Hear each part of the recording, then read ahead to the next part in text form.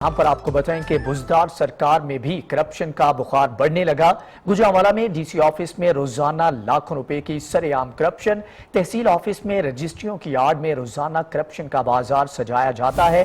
7 news کو registry branch میں ہونے والی کرپشن کی مزید ویڈیوز موصول ہوئی ہیں۔ گزشتہ ہفتے بھی 7 نیوز نے ثبوتوں کے ساتھ کرپشن کا بھانڈا پھوڑا تھا، لیکن کوئی کارروائی نہ ہو سکی۔ شکایات کے باوجود کرپٹ ملازمین نہ بدلے، افسران تک روزانہ لاکھوں جانے کا بھی انکشاف کیا گیا ہے۔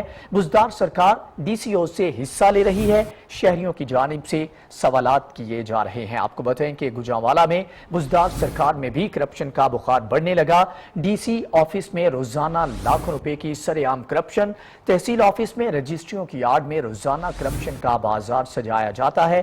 7 نیوز کو رجسٹری برانچ میں ہونے والی کرپشن کی مزید ویڈیوز موصول، جبکہ گزشتہ ہفتے بھی 7 نیوز نے ثبوتوں کے ساتھ کرپشن کا بھانڈا پھوڑا تھا، لیکن کوئی کارروائی نہ کی جا سکی، جبکہ شکایات کے باوجود کرپٹ ملازمین کو نہ تبدیل کیا گیا اور نہ ہی افسران کی جانب سے کوئی اس کے اوپر نوٹس لیا گیا ہے۔ افسران تک روزانہ لاکھوں جانے کا بھی انکشاف ہوا۔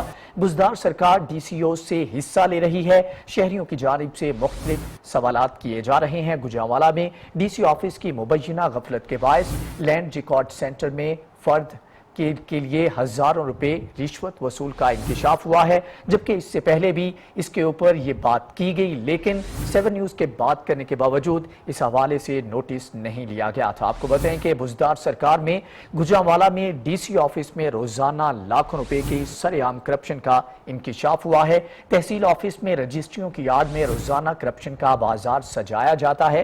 7 نیوز کو رجسٹری برانچ میں ہونے والی کرپشن کی مزید ویڈیوز بھی موصول ہوئی ہیں۔ گزشتہ ہفتے بھی 7 نیوز نے ثبوتوں کے ساتھ کرپشن کا بھانڈا پھوڑا تھا، لیکن اس کے اوپر کوئی کارروائی نہیں کی جا سکی، جبکہ شکایات کے باوجود کرپٹ ملازمین کو نہیں بدلا جا سکا۔